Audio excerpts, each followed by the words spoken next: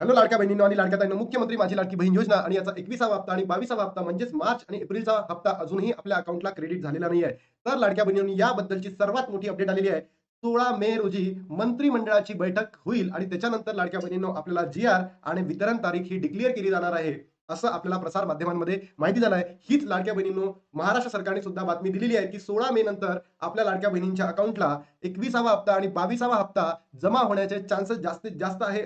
ही बातमी आपल्याला महाराष्ट्र सरकार आणि सोबतच जे सरकारी कर्मचारी आहे यांच्या माध्यमातून आपल्याला कळालेली आहे. सोबतच लाडक्या बहिणींनो एक खुशखबर आलेली आहे.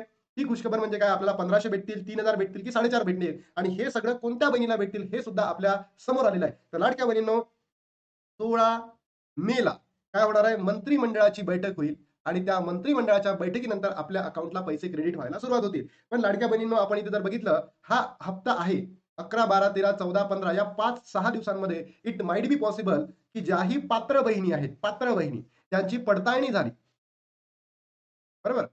पडताळणी झाली. ई-केवायसी नंतर त्यांची पात्रता आहे, त्या योग्य सिद्ध झाल्यात. तर त्यामुळे त्यांना 11 ते 15 मध्ये मिळू शकतात. अन्यथा 16 तारखेच्या नंतरच म्हणजे जो मेचा तिसरा वीक असणार आहे 18 ते 23 या तारखांमध्येच तुमच्या अकाउंटला पैसे क्रेडिट होऊ शकतात. अन्यथा होणार नाही. मग इथे आपल्याला मग सरकार ₹1500 देतील, ₹3000 देतील की ₹4500 देतील? तर मला असं वाटतंय लाडक्या बहिणींनो, सरकार आपल्याला फक्त आणि फक्त ₹1500 देतील. मेचा हप्ताच तुम्हाला देईल. याच्यामध्ये तुम्हाला मार्च आणि एप्रिलचा हप्ता देणार नाही, असं माझं पर्सनली या सरकार संदर्भात मला माझं मत आहे. तुमचं मत काय नक्की कमेंट बॉक्समध्ये टाका. कारण सरकार जर बघितलं असेल तर पेंडिंग लाभ देत नाही.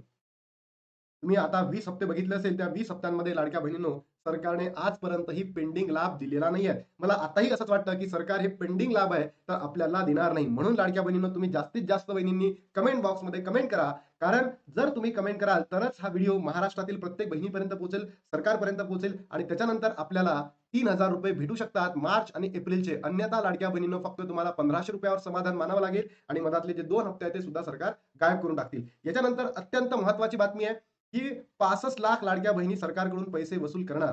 म्हणजे या 65 लाख लाडक्या बहिणींकडून कडून सरकार आहे ना पैसे वसूल करणार आहे. विचार करा, लाडक्या बहिणींनो, 54 लाख लाडक्या बहिणी अपात्र ठरणार आणि अजून तिकडे काय म्हणते सरकार, 65 लाख बहिणींकडनं पैसे वसूल करणार.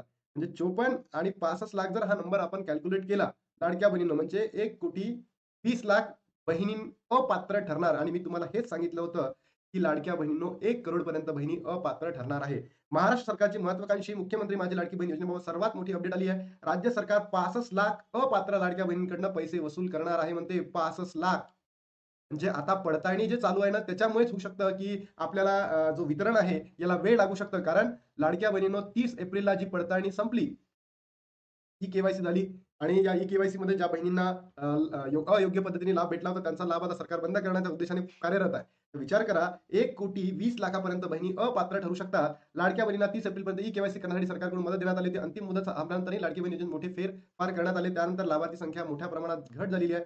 2024 मध्ये सुरुवातीला 2,46,00,000 महिलांपैकी पडताळणीत जवळपास 65 लाख महिलांना वगळण्यात आले. आता बहिणींची संख्या 1,80,00,000 पर्यंत पोहोचलेली आहे. बरोबर? आणि लाडक्या बहिणींनो, अत्यंत महत्त्वाची न्यूज म्हणजे इथे महाराष्ट्र सरकारने हे सांगितलेलं आहे, की लाडकी बहीण योजना बंद होणार नाही. बंद होणार नाही म्हणजे नाही. बरोबर? आणि लाडक्या बहिणींना हा हप्ता भेटतच राहणार आहे. मग हा हप्ता कधी भेटणार आहे? 16 मे नंतर. लक्षात घ्या. याच्या अगोदर मिळाला तर वेल गुडच आहे. पण आपल्याला 16 मे नंतर भेटतील. तर एकच प्रश्न या ठिकाणी उपस्थित राहतो.